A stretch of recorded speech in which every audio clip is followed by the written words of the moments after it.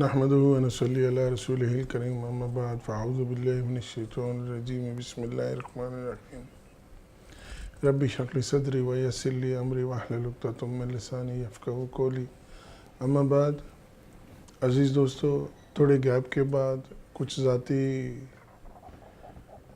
نقصانات اور مصروفیات کی وجہ سے میں یہ ویڈیو ریکارڈ کر رہا ہوں۔ جیسے میں نے پہلے کہا تھا کہ اپنے زندگی کی جو تجربات ہیں وہ آپ سے میں شیئر کرنے کی کوشش کروں گا۔ تو آج کی جو ویڈیو ہے وہ میری ایک آبزرویشن ہے افضل خان وزیرستان والے کے بارے میں۔ بات علم کی ہے، علم کے حصول کی ہے۔ قرآن نے جیسے اقرا سے شروع کیا سارا اپنا سبق، نبی صلی اللہ علیہ وسلم نے کہا کہ قیدیوں میں جو مسلمان کو تعلیم دے گا اس کو جو ہے وہ چھوڑ دیا جائے گا، علم حاصل کرنے کے لیے چاہے چین جانا پڑے۔ اور شاید علم ہی ساری چیزوں کی کنجی ہے، جیسے اللہ تعالیٰ نے قرآن میں کہا وَعَلَّمَ آدَمَ أَسْمَاءَ كُلَّهَا کہ ہم نے آدم کو وہ سارے نام سکھا دیے ہیں، مطلب وہ علم عطا کر دیا ہے جس سے وہ بہرمند ہو کے اپنی زندگی دنیا میں اور آخرت کے لیے اپنا توشہ جو ہے وہ بنا سکتا ہے۔ افضل خان کی کہانی اس طرح کی ہے کہ میں بس سے ابوظہبی سے العین کے لیے ٹریول کر رہا تھا، تو رات کی وہ آخری بس تھی تقریباً 11 بجے کی، تو اس کو تقریباً 1.5 گھنٹے کے سفر کے بعد العین پہنچنا تھا، جو کہ 1 کے بعد اگلی صبح کے 1 بجے کے بعد یا 1:30 یا 2 بجے اس نے یہاں پہنچنا تھا۔ تو بس جب وہاں سے چلنے لگی تو اس میں نے دیکھا کہ 2-4 عرب لڑکیاں آ کے بیٹھ گئی ہیں۔ تو میرے ذہن میں ایک سوال آیا کہ یہ جو اس وقت سفر کر رہی ہیں ان کی آگے کیا ایک ترتیب ہوگی جانے کی گھر پہ، یا کس طرح معاملات ہوں گے۔ تو ایک متجسس ذہن جو ہوتا ہے وہ تلاش کرتا ہے کچھ ٹاپک یا کچھ کہانی۔ تو بہرطور سفر شروع ہوا، ہم لوگ یہاں پہنچے۔ جب العین پہنچے تو رات کے 1:30 بجے کا ٹائم تھا، 1:45 بجے کا۔ تو چند کی لوگ ہی تو وہ اسٹیشن پہ بس سٹاپ پہ تھے۔ تو میں نے دیکھا جیسے وہ عورتیں اتری ہیں تو یہاں پہ ایک جو ہمارے پشتون بھائی ہیں وہ پرائیویٹ ٹیکسی کا کام بہت کرتے ہیں۔ تو وہ سب جو گورنمنٹ ٹیکسی ہے یا پرائیویٹ دوسرے لوگ ہیں جو ٹیکسی سے سفر کرتے ہیں ان کو وہ بہت مہنگی پڑتی ہے، تو یہ تھوڑا ڈسکاؤنٹڈ ریٹ پہ پرائیویٹ گاڑیاں چلا کے اپنا پیٹ پالتے ہیں۔ تو میں نے دیکھا جیسے ہی وہ لڑکیاں اتری ہیں تو میں وہاں کھڑا تھا، تو دیکھا کہ وہ لڑکیاں ایک پٹھان بھائی کے پاس گئی ہیں اور اس سے پیسوں کی بات کی ہے کہ فلاں جگہ انہوں نے جانا ہے، تو وہ گاڑی میں بیٹھ کے چلی گئیں۔ تو مجھے ایک خوشی ہوئی اس چیز کی کہ میرے ان بھائیوں پہ جہاں دنیا میں اتنا کچھ ان کے بارے میں بولا جاتا ہے اس پہ جوان لڑکیاں جو ہیں وہ اعتبار کرتی ہیں۔ پھر شکر ہے اس رب کا کہ جس نے اس ملک میں وہ سارا امن اور آشتی دی ہے کہ ان کو بالکل غیر محفوظ محسوس نہیں ہوتے، جیسا کہ ہمارے ہاں پاکستان میں ڈر لگا رہتا ہے رات کے سفر میں۔ یہاں تو لڑکیاں دن میں بھی گاڑیاں چلاتی ہیں، رات میں بھی چلاتی ہیں، تو اللہ زندگی دے یہاں کے حکمرانوں کو اور قانون نافذ کرنے والے اداروں کو، جنہوں نے اتنا تحفظ دیا ہے کہ بلا خوف و خطر جو ہے نا وہ خواتین بھی اپنا سفر کر سکتی ہیں۔ پھر جو اصل کرکس ہے اس سٹوری کا وہ یہ ہے کہ جب میں وہاں کھڑا ہو کے یہ ساری چیزیں آبزرو کر رہا تھا تو 20-25 منٹ کا ٹائم چلا گیا، تو لوگ اور کم ہو گئے۔ تو میں چلتا ہوا روڈ کی دوسری جانب آ گیا، تو وہاں دیکھا کہ شرطوں کی گاڑی کھڑی ہے یا پولیس والوں کی گاڑی کھڑی ہے جو رات کو اپنی ڈیوٹی دیتے ہیں۔ تو میں وہاں کھڑا تھا ٹیکسی کے انتظار میں، ٹیکسی نہیں آ رہی تھی، صبح ہو رہی تھی، 2-2:15 بجے کا ٹائم تھا۔ تو میں اسی امید سے کھڑا تھا کہ چلو ٹیکسی ملے تو میں گھر جاؤں، لیکن ہوا یہ اتفاق کہ پیچھے پولیس والوں کی گاڑی کھڑی تھی تھوڑے فاصلے پہ، تو ایک پرانی گاڑی میں جس میں وہ ہوا والا چھوٹا پنکھا اور ڈیش بورڈ پہ لگا ہوا. ایک بندہ آیا پگڑی باندھی ہوئی, تو مجھ سے اس نے پوچھا کہ آپ کو کہیں جانا ہے؟ میں نے کہا جی جانا ہے. تو اس نے کہا میں اتنے پیسے لوں گا. تو مجھے تھوڑا سا ایک احساس ہوا, میں نے کہا کیوں نہ چلو اسی کے ساتھ ہی چلا جائے. تو جب میں اس کے ساتھ گاڑی میں بیٹھا تو میں نے پوچھا اس سے کیا نام کیا ہے. اس نے کہا جی افضل خان. تو افضل خان جو ہے وہ میں نے پوچھا پھر کہاں؟ کہتے ہیں کہ میں وانا سے ہوں, وزیرستان سے. تو میں نے کہا لالا آپ اس وقت گاڑی کیوں چلا رہے ہو, کیا معاملہ ہے؟ میں نے اس کے بارے میں تھوڑی سی معلومات حاصل کی. تو اس نے کہا جو اس وقت حالات تھوڑے سے خراب تھے, میں کچھ چند سالوں پہلے کی بات بتا رہا ہوں, جب پاکستان میں قبائلی علاقے میں اتھل پتھل جاری تھی, تو وہ کہہ رہے ہیں کہ میرے بچے جو ہیں وہ کراچی شفٹ ہو گئے ہیں, تو ماشاءاللہ سے ابھی وہ انگریزی بھی بولتے ہیں, اردو بھی بولتے ہیں, پشتو بھی بولتے ہیں, پنجابی کا بھی بولتے ہیں, بلوچی بھی بولتے ہیں.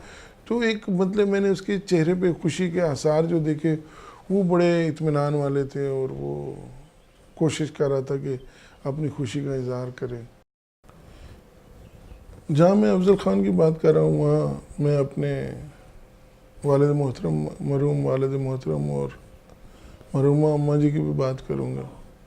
یہ بھی مائیگریٹڈ لوگ تھے جو کشمیر سے پنجاب میں آئے تھے.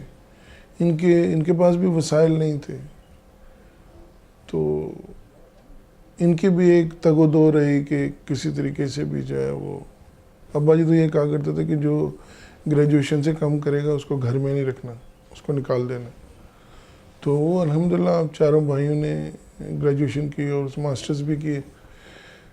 تو اماں جی جو تھیں وہ بچپن سے ہی ان کو پڑھنے کا شوق بھی تھا, اور پھر محلے کی جو ناخواندہ عورتیں ہوتی تھیں ان کو وہ شام میں تعلیم دیتی تھیں. کتاب پڑھی جاتی تھی ہمارے گھر میں, میں چھوٹا تھا تو میں وہ ساری چیزیں سنتا تھا. تو ایک خاص ایک محفل ہر روز تقریباً لگتی تھی, ہمیں قرآن بھی پڑھاتی تھی. تو کہنے کا یہ مقصد ہوا کہ علم کی جو طلب ہے نا وہ تھی ان روحوں کے اندر, اور وہی پھر ہمیں ودیت ہوئی. افضل خان جو ہے وہ دن میں اس نے بتایا کہ وہ پک اپ چلا کے مزدوری کرتا ہے, اور رات کو اپنے بچوں کے لیے جو کچھ زیادہ ہو سکے تاکہ وہ کراچی کے جو اخراجات ہیں ان کو میٹ کر سکے, اس کے لیے وہ کوشش کرتا ہے. ہمارے والد صاحب بھی یہی دو دو کرتے رہے, اور ان کی بھی ایک خواہش تھی کہ بچے پڑھیں. اور اماں جو تھیں وہ بھی راتوں کو پہرا دیتی تھیں کہ بھئی آپ نے یہ ایگزام پاس کرنا ہے, یہ کرنا ہے. خود سارا دن وہ کتاب لے کے بیٹھی رہتی تھی. تو الحمدللہ وہ جو جوت جو ہوتی ہے, وہ جو روشنی تھی وہ ہمارے ساتھ بھی چلی. جب میں بڑا ہوا تو میری خواہش رہی, جیسے کچھ دوستوں کو پتہ ہے کہ میرے جو بیٹھک تھی جس کو ہم پنجابی میں کہتے ہیں, جو جس کو مجلس عربک میں کہتے ہیں, ڈیرا کہتے ہیں, تو وہ ایک مرکز رہا جہاں سارے دوست بیٹھتے تھے, جہاں پہ علمی بحث ہوتی تھی, ڈسکشنز ہوتی تھیں, اور لوگ اس سے استفادہ کرتے تھے. تو وہ وہاں سے بڑے اچھے نام نکلے, اچھی لوگوں نے ترقیاں کی جو وہاں بیٹھ کے سیکھا, بڑی بڑی پوسٹوں پہ گئے, بڑے بڑے پروفیشنل بنے اس میں سے. تو ایک خوشی کا اظہار ہوتا ہے. تو علم جو ہے اس کے لیے کوشش کرنی چاہیے, اور علم سے ہی انسان روشن ہوتا ہے, علم سے ہی انسان کے زندگی میں تبدیلیاں آتی ہیں. اگر یہ نہ ہوتا تو شاید بہت ساری مشکلات ہوتی. مجھے ایک واقعہ یاد آ رہا ہے کہ ایک دفعہ بارش میں ہم راولپنڈی جا رہے تھے, تو وہاں پہ ایک لڑکا بس سٹاپ پہ کھڑا, تو اس کے پاس بیٹھنے کی جگہ نہیں تھی, بارش میں بھیگا ہوا تھا, لیکن کپڑے اس کے گیلے ہونے کی وجہ سے کوئی جگہ نہیں دے رہا تھا. تو میں نے اس کو جگہ دے دی. تو جب جگہ دی تو آف کورس میرے کپڑے بھی گیلے ہونے تھے، لیکن جب اس نے سر پہ جو اخبار رکھی ہوئی تھی پانی سے بچاؤ کے لیے، جب میں نے اس نے سیدھا کیا تو اس میں نیوکلیئر فزکس کا ایک آرٹیکل تھا جو وہ پڑھ رہا تھا کہیں کھڑے ہو کے. تو میں نے اس سے پوچھا کیا ہے، تو اس نے کہا کہ دراصل میں بہت غریب فیملی سے ہوں، لیکن ایک اسلام آباد میں ایک فیملی جو ہے انہوں نے مجھے اپنا بیٹا بنا کے گھر پہ رکھا ہوا میری تعلیم کی وجہ سے، چونکہ میں نے تھرو آؤٹ جو ہے میں یتیم ہوں تو میں نے اسکالرشپ پہ پڑھا ہے. تو اب اس وقت وہ قائد اعظم یونیورسٹی میں پڑھا تھا، I don't remember his name even. تو وہ بڑی انکریجنگ سٹوری تھی. پھر یہاں پہ الین میں مجھے ایک ڈاکٹر صاحب ملے، تو ڈاکٹر صاحب کی یہ حالت تھی کہ وہ ایبٹ آباد والے سے تھے. تو انہوں نے جب یتیمی میں 10ویں جماعت میں ایک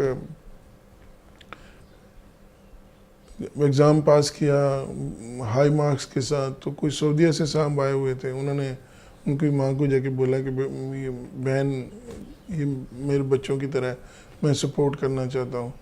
تو انہوں نے بچے سے پوچھا، تو انہوں نے ڈاکٹر صاحب نے کہا کہ میں اس وقت انہوں نے کہا کہ میں لاہور جا کے پڑھنا چاہتا ہوں. تو انہوں نے کہا لاہور کیوں جانا ہے، اگر میں سپورٹ کرتا ہوں تو آپ باہر نکلو. تو وہ جرمنی گئے، وہاں سے ڈاکٹر بنے، لیکن وہ اپنے اس پروفیشن کے ڈیولپمنٹ کے دور میں یا انہوں نے کوشش یہ کی تھی کہ جتنے ان کے پاس پیسہ جمع ہوتا تھا وہ وہاں سے اور لوگوں کو سپانسر کرتے تھے. تو میری ملاقات ہوئی جب ان کی، تو وہ یہاں پہ ایک ہاسپٹل میں سینئر عہدے پہ تھے. تو ایک دن ہمارے بینک میں آئے تو مجھے کسی نے تعارف کرایا، امیر خطاب صاحب ہوتے تھے، اللہ ان کو صحت دے. انہوں نے ان کی بیٹی آج کل شوکت خانہ میموریل ہاسپٹل میں ہے لاہور میں، آمنہ کی ڈاکٹر آمنہ. تو چھوٹی سی تھی جب وہ یہاں تھے. تو وہ انہوں نے مجھے تعارف کرایا تو پتہ چلا کہ اس وقت تک ڈاکٹر صاحب جو تھے وہ 189 یا 189 جو ہے نا وہ لوگوں کو ڈاکٹر بنا چکے تھے. اور یہ جو نیٹ ورک تھا یہ پھیلتا جا رہا تھا. تو کہنے کا مقصد ہے کہ ہماری تکلیفیں، جہالتیں، پریشانیاں یہ ساری کی ساری علم سے دور ہوں گی، اور ایک دوسرے کا ساتھ مل کے یہ روشنی پھیلا کر، دیا جلا کر جو ہے نا، جیسے افضل خان کوشش کر رہا تھا، اس طرح ہم سب کوشش کریں اور دوسروں کے لیے جو ہے نا آسانیاں پیدا کریں. وہ پتہ نہیں مجھے صحیح طرح سے وہ شعر یاد آ رہا ہے کہ نہیں، شاید مجروح سلطان پوری کا ہے کہ ستون دار پہ رکھتے چلو سروں کے چراغ، جہاں تک یہ غم کی سیارات چلے. بہت شکریہ. السلام علیکم.